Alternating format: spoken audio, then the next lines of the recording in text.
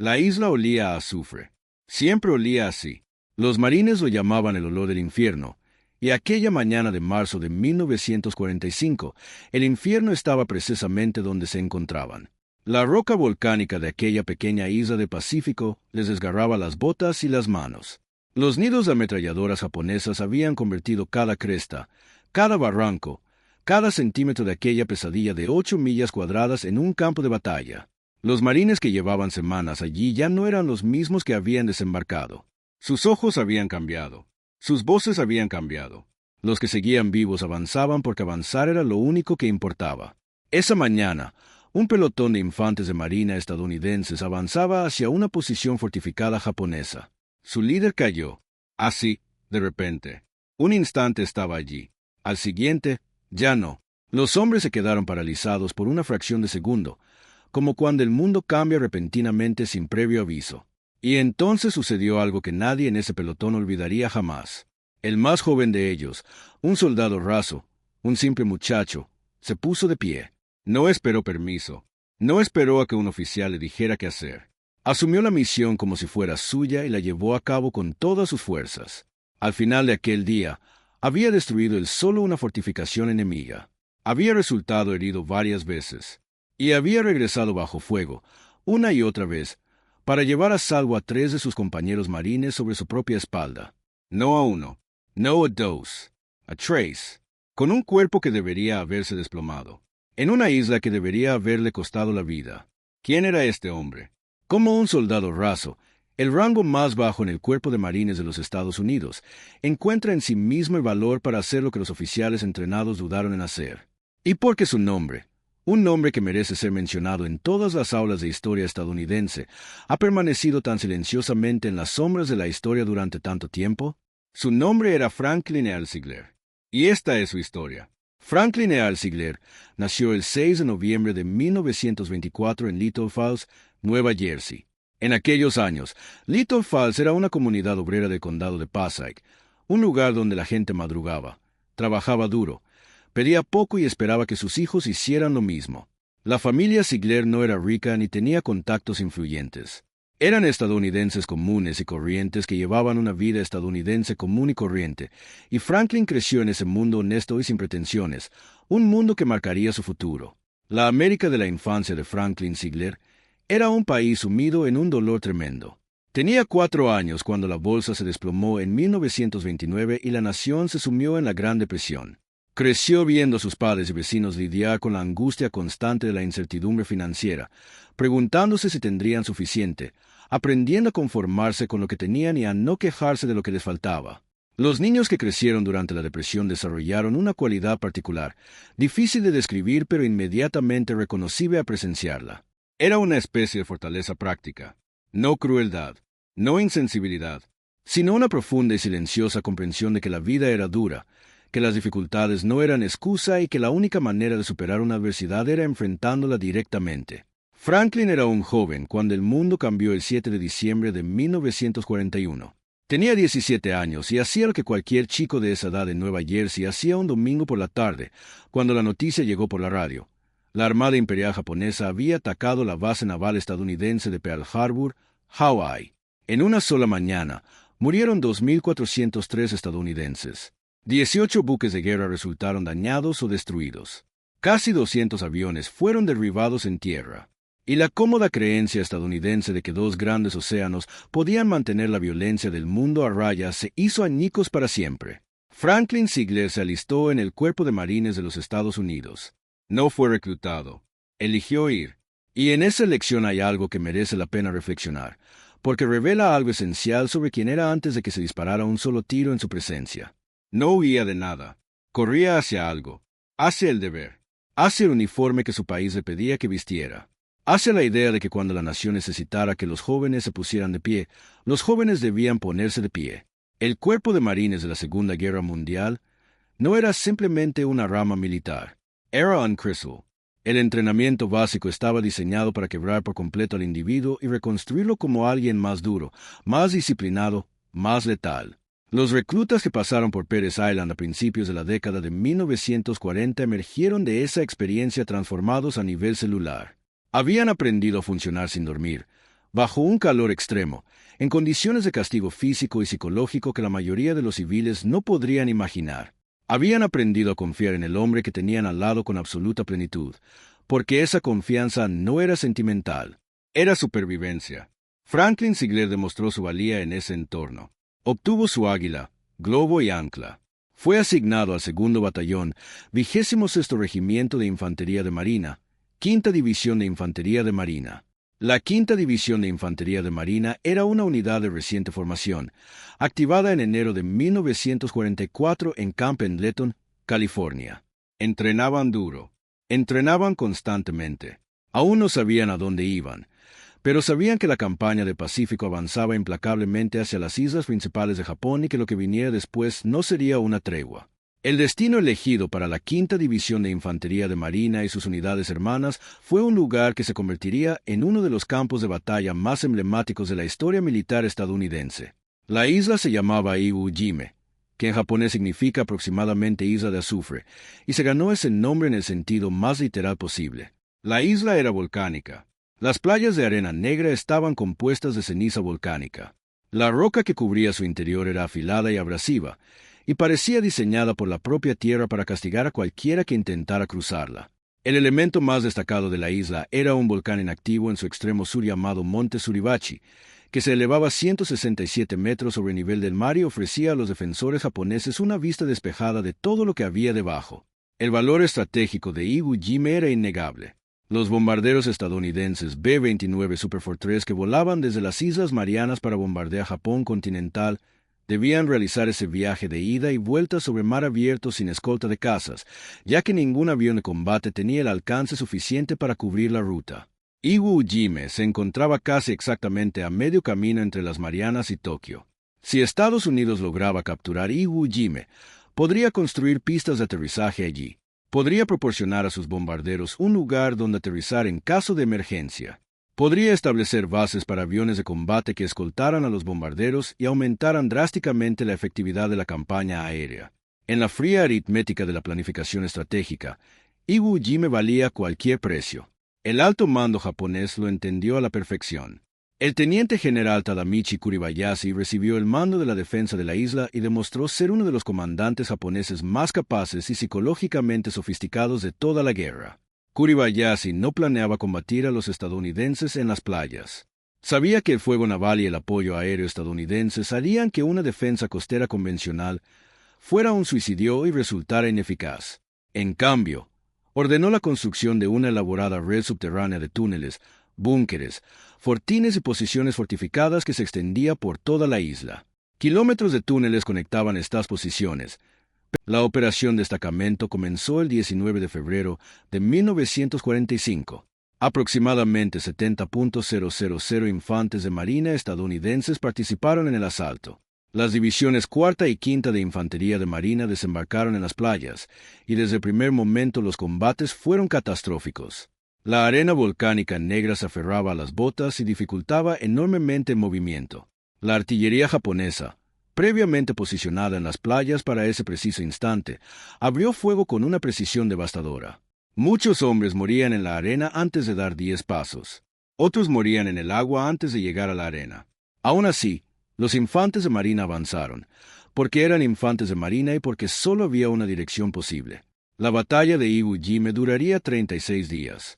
El monte Suribachi fue tomado el 23 de febrero, y ese mismo día 5 infantes de marina y un médico de la Armada izaron la bandera estadounidense en su cima, en la imagen que se convertiría en la fotografía más reproducida de la historia.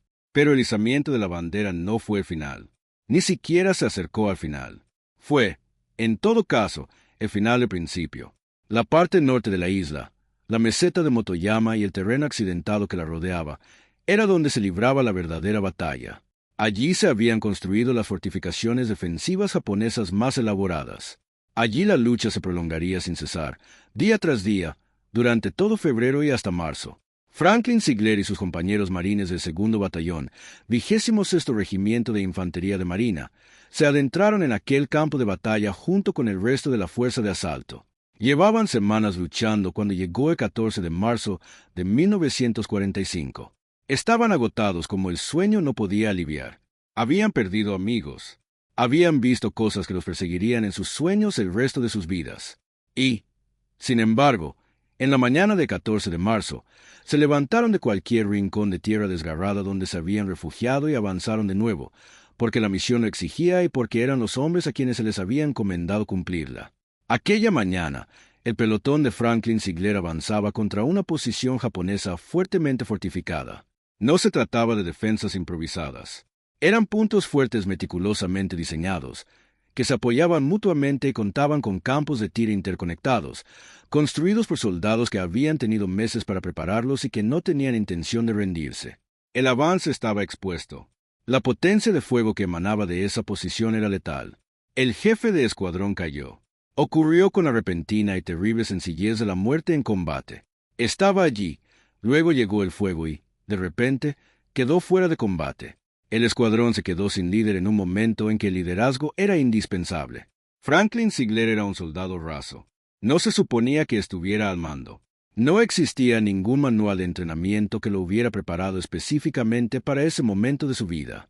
Pero algo en él, algo forjado quizás durante aquellos años de la Gran Depresión, de arreglárselas como podía, de hacer lo que había que hacer sin esperar a que alguien más lo hiciera primero, surgió y tomó el control. Asumió el mando de su escuadrón. No pidió permiso. La situación no permitía una estructura de permisos. Organizó a sus hombres. Evaluó la posición enemiga. Y entonces se movió. Dirigió el asalto directamente hacia aquella posición fortificada, avanzando bajo un fuego que debería haberlo matado, acortando la distancia gracias a un ímpetu agresivo y a un avance que, por un instante, desorienta incluso al enemigo más disciplinado. Alcanzó una posición lo suficientemente cercana como para usar granadas. Las lanzó. Una vez más, la posición enemiga quedó destruida. Los hombres que habían acorralado a su pelotón, que habían matado a su líder y amenazaban con matarlos a todos, fueron silenciados. Pero el ataque le había costado caro. Franklin Sigler resultó herido en la acción. Su cuerpo sufrió daños. Según cualquier interpretación razonable de las limitaciones humanas, su participación en los sucesos de aquel día debería haber terminado. Debería haber sido evacuado, atendido y retirado del campo de batalla. Estaba herido. No había terminado. 3 de sus compañeros marines yacían heridos en el suelo, en posiciones expuestas al fuego enemigo. No podían moverse. No podían abandonarlos. En la lógica del combate, los hombres que no pueden ser movidos de una posición expuesta pueden morir allí. Y en el brutal pragmatismo de la guerra prolongada, a veces esa es la verdad ineludible. Pero Franklin Sigler miró a esos 3 hombres e hizo un cálculo completamente diferente. Calculó que regresarían con él. Los 3. Regresó al fuego. Alcanzó al primer marine herido. Se colocó debajo de él. Lo levantó y lo cargó, herido él mismo, a través de terreno expuesto, hasta una posición relativamente segura. La historia no registra con exactitud lo que pensaron los hombres que presenciaron esto en ese momento, pero no es difícil imaginar la mezcla de asombro, horror y orgullo feroz que debió de embargarlos. Él regresó. Encontró al segundo marine herido. Lo levantó. Lo sacó de allí. Sus propias heridas no mejoraban. El esfuerzo físico de su trabajo habría destrozado la mayoría de los hombres ilesos. Lo hacía con dolor, pero siguió haciéndolo. Regresó por tercera vez. Llevó al tercer infante de marina herido a un lugar seguro. 3 veces cruzó aquel terreno expuesto. 3 veces recurrió a una reserva de valentía física y moral que la mayoría de los seres humanos desconocen poseer. 3 hombres heridos sobrevivieron cuando no lo habrían hecho. 3 madres no recibieron el telegrama que de otro modo habrían recibido. 3 familias no se vieron destrozadas por una pérdida que se pudo haber evitado. Y solo entonces, una vez que sus 3 compañeros marines fueron puestos a salvo, Franklin Sigler finalmente permitió que lo evacuaran para que le trataran sus heridas. El Cuerpo de Marines de los Estados Unidos se toma muy en serio las nominaciones a la Medalla de Honor. La documentación requerida es exhaustiva. Los testigos deben ser verificados. Las acciones deben cumplir con un estándar extraordinariamente alto. El lenguaje de la mención que finalmente se redactó para las acciones de Franklin Sigler el 14 de marzo de 1945 refleja lo que hizo con la prosa sobria y sin adornos que utilizan los militares para describir aquello que las palabras casi no alcanzan a expresar. Destaca su audaz iniciativa a tomar el mando de su escuadrón. Destaca la destrucción de la fortificación enemiga. Destaca que, a pesar de sus heridas, había puesto a salvo a 3 de sus compañeros marines. Destaca que su conducta estuvo a la altura de las más altas tradiciones de servicio naval de los Estados Unidos. El presidente Harry S. Truman le entregó la Medalla de Honor a Franklin Sigler. La Medalla de Honor es la máxima condecoración militar que otorga el gobierno de los Estados Unidos. Se concede en nombre del Congreso. No se otorga por buen servicio, ni por excelencia constante, ni por años de fiel deber, sino por valentía e intrepidez excepcionales, arriesgando la vida más allá del cumplimiento del deber. Esas palabras, más allá del cumplimiento del deber, no son meras palabras. Significan exactamente lo que dicen. Franklin Sigler había hecho lo que nadie le pedía. Había hecho lo que nadie tenía derecho a pedirle. Y lo hizo de todos modos. La batalla de Iwo Jima finalizó oficialmente el 26 de marzo de 1945. De los aproximadamente 22,000 defensores japoneses en la isla, menos de 1,100 sobrevivieron y fueron hechos prisioneros. El resto murió defendiendo aquella roca volcánica. El cuerpo de marines sufrió casi 6,800 bajas mortales y más de 19,000 heridos. Esta batalla produjo más medallas de honor que cualquier otro enfrentamiento en la historia de Estados Unidos. 27 medallas de honor fueron otorgadas por acciones en Iwo Jima. Esta cifra por sí sola da una idea de la magnitud de lo ocurrido allí. Fue una batalla que sacó a relucir lo extraordinario de la gente común una y otra vez. Entre los 27 galardonados, Franklin Sigler destaca por su singularidad. Era un soldado raso, no un oficial que tomaba decisiones desde una posición de autoridad, no un suboficial con galones en la manga y años de prestigio institucional a sus espaldas. Un soldado raso, el último escalón de la jerarquía, y supo ver lo que había que hacer, lo hizo, y la nación le otorgó su máximo honor.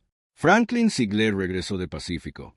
Regresó como la mayoría de los supervivientes de aquella guerra, en silencio, sin alardes, sin la celebración pública prolongada que la magnitud de su sacrificio podría haber exigido. A finales de la década de 1940, Estados Unidos intentaba volver a la normalidad. Los veteranos querían que así fuera. Querían trabajar, construir y retomar las vidas que la guerra había interrumpido. Franklin Sigler regresó a la vida civil en Nueva Jersey. Forjó su vida como lo hacían los hombres de su generación, con trabajo, paciencia y la aplicación diaria de las mismas cualidades que lo habían llevado a través de una isla volcánica. Vivió modestamente. No buscaba protagonismo. Los receptores de la medalla de honor ocupan una posición única y, en cierto modo, solitaria en la sociedad estadounidense. Llevan consigo un reconocimiento que puede ser difícil de sobrellevar. La brecha entre lo que hicieron y lo que exige la vida cotidiana en tiempos de paz es enorme, y navegar esa brecha requiere una ecuanimidad particular. Los hombres que lo lograron con éxito fueron, por lo general, aquellos que siempre comprendieron que lo que hicieron no se trataba de ser especiales, sino de hacer lo necesario. La historia de la batalla de Iwo Jima se convirtió en una de las historias más emblemáticas de la experiencia militar estadounidense. La imagen de la bandera izada en el monte Suribachi se convirtió en un símbolo de la determinación y el sacrificio estadounidenses que ha perdurado durante 8 décadas. El almirante Chester Nimitz, comandante de la Flota del Pacífico, dijo de los marines que lucharon en Iwo Jima que el valor excepcional era una virtud común. Esas palabras se han convertido quizás en el resumen más famoso del coraje militar en la historia de Estados Unidos. Se pronunciaron sobre los hombres que desembarcaron en esas playas de arena negra, que cruzaron esa roca volcánica, que avanzaron día tras día hacia la pesadilla fortificada que el general Kuribayashi había construido. Se pronunciaron, aunque Nimitz no lo mencionó específicamente, sobre hombres como Franklin Sigler. Las décadas de la posguerra no siempre fueron fáciles para los veteranos de la campaña del Pacífico. La violencia particular de esa guerra, su carácter íntimo, brutal y agreste isla por isla, dejó huellas que se manifestaron de distintas formas en cada hombre. Algunos hablaron abiertamente de ello, muchos no. La cultura de esa generación no fomentaba el examen de las heridas psicológicas. Se esperaba que los hombres sobrellevaran en silencio lo que habían visto y siguieran adelante. Muchos hicieron precisamente eso, y cargaron con esas heridas en privado durante el resto de sus vidas. Franklin Sigler vivió para ver cómo se acumulaban los aniversarios. Vivió para ver cómo se erigían los monumentos y se escribían las historias. Vivió para ver cómo una generación más joven de estadounidenses comenzaba a mirar hacia atrás a su generación con una admiración casi sobrecogedora, y a esforzarse por comprender cómo aquellos hombres habían logrado lo que lograron. Vivió para ver cómo Iwo Jima se incorporaba a la conciencia estadounidense no solo como una batalla, sino como una especie de referente moral, una metáfora de lo que los seres humanos son capaces de hacer cuando se les exige más de lo que creían ser. La Quinta División de Infantería de Marina celebró sus reuniones en los años posteriores a la guerra. Los supervivientes se reunían, recordaban y volvían a contar sus historias, entre ellos y a cualquiera que quisiera escuchar. Estas reuniones eran importantes no porque los hombres necesitaran revivir lo que habían sufrido, sino porque eran de los pocos lugares del mundo donde se podía sentir todo el peso de lo que habían compartido sin necesidad de explicaciones. Lo sabían. No tenían que traducirlo. Franklin E. Ziegler falleció el 26 de enero de 1995 a los 70 años. Fue sepultado con los honores que merecía por su servicio. El Cuerpo de Marines no olvida a quienes reciben la medalla de honor. La nación, en su mejor momento, tampoco los olvida. Lo que Franklin Ziegler hizo el 14 de marzo de 1945 sobre un trozo de roca volcánica en medio del Océano Pacífico no fue complicado. No fue fruto de un entrenamiento elaborado, conocimientos teóricos ni equipo especial. Fue fruto de la decisión de un solo ser humano de que la vida de los hombres que lo acompañaban valía más que su propia comodidad, su propia seguridad y, quizás, su propia vida. Tomó esa decisión 3 veces. Regresó a fuego 3 veces. Cargó sobre su cuerpo a 3 hombres que ya estaban heridos y los trajo de vuelta. Existe un tipo particular de heroísmo que se manifiesta con banderas, discursos y coreografías. Y luego está el otro. El que se da en medio de una mañana caótica en una isla que la mayoría de los estadounidenses no sabrían ubicar en un mapa, en un momento en que nadie observa desde un lugar seguro, cuando no hay público, ni reconocimiento, ni garantía de supervivencia. El tipo de heroísmo en el que un soldado raso observa la situación y decide que su rango no importa, sus heridas no importan, su miedo no importa, y que lo único que importa es el hombre tendido en el suelo que no puede levantarse por sí mismo. Ese es el heroísmo de Franklin Ziegler. No el estruendoso, sino el silencioso, el que no pide nada a cambio, el que dice, sencillamente, que estos son mis hermanos y que no los abandonaré, y lo dice de corazón. Era un soldado raso al amanecer. Al anochecer, era algo sin rango. Era lo mejor que un ser humano puede ser. El legado de hombres como Franklin Ziegler no reside en una medalla, una mención honorífica o un nombre grabado en piedra, por importantes que sean. Su legado perdura en el principio que demostró con su vida aquella mañana de marzo de 1945, que el valor no es la ausencia de miedo, que el liderazgo no es un título, sino una decisión, que el compañero vale todo lo que uno tiene, y que darlo todo no es un sacrificio, sino un privilegio. Que este principio jamás se olvide, y que el nombre de Franklin Ziegler resuene siempre que necesitemos recordar lo que significa para un estadounidense común hacer algo extraordinario. Si esta historia te conmovió tanto como nosotros a contarla, suscríbete a este canal. Nos dedicamos a narrar las historias de los hombres y mujeres cuyo valor construyó el mundo en el que vivimos, y tu apoyo hace posible este trabajo. Déjanos un comentario abajo con el nombre del héroe de la Segunda Guerra Mundial que te gustaría que presentáramos a continuación. Cada nombre en esos comentarios representa una historia que espera ser contada, y tenemos la intención de contarlas